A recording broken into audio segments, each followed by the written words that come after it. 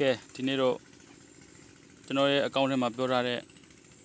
ကျွန်တော်ရဲ့ဂျပန်တက်တော့အကောင့်ထဲမှာပြောထားတဲ့ဂတိအတိုင်းပဲကျွန်တော်ပြောပြမှာဖြစ်တယ်အချင်းအားလို့တိတ်မရဘူးဒါပေမဲ့မြန်မြန်လေးပြောပြပါမယ်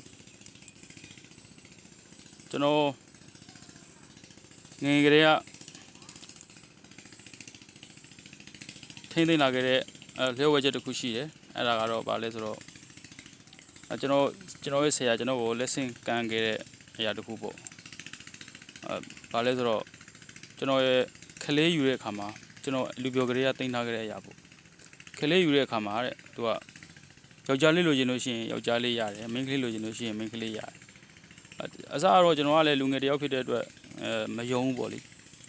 အဲ့တော့ဆရာသမားပေးတာဆိုတော့လေကျွန်တော်ကလည်းမယုံတဝဲနဲ့တင်ထားမိလိုက်တာပေါ့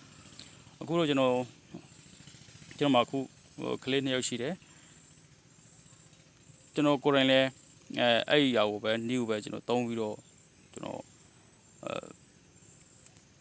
ကလေးယူခဲ့တာပေါ့နော်ကျွန်တော်ယောက်ျားလေးလိုချင်တဲ့အတွက်ယောက်ျားလေး2ယောက်ကျွန်တော်ယူခဲ့တယ်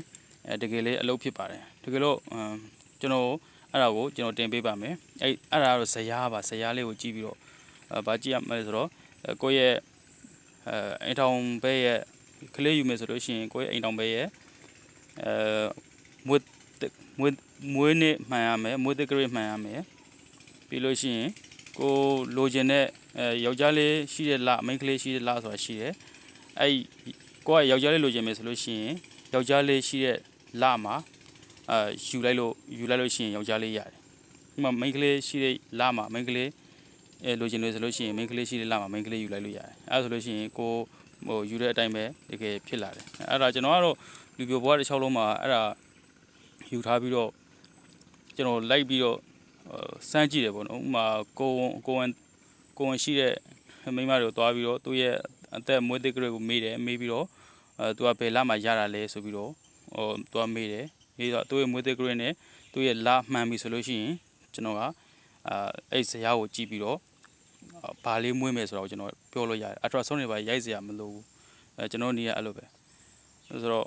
တက်တော့အခုအိမ်ထောင်ပြုမဲ့လူပဲဖြစ်ဖြစ်ဒါလူတိုင်းလိုအပ်တယ်လို့ထင်ပါတယ်ကလေးလိုချင်တဲ့အဲ့လိုမျိုးရွေးပြီးတော့လိုချင်တဲ့လူတွေအတွက်အသုံးဝင်လိမ့်မယ်လို့ထင်တယ်နော်အဲ့တော့ကျွန်တော်အဲ့ဒါကိုဝင်ငှပေးခြင်းနဲ့ကျွန်တော်ရဲ့အကောင့်ကို follow လုပ်ပြီးတော့ copy လေးလုပ်ပါ comment လေးတွေရေးထားခဲ့ပါတကယ်တော့လိုချင်တယ်ဆိုလို့ရှိရင်ကျွန်တော်ကိုfollow လုပ်ထားခဲ့ပါပြီးရင်အောက်မှာ yes ဆိုပြီးတော့ comment ပေးထားခဲ့ပါအောင်ဗျ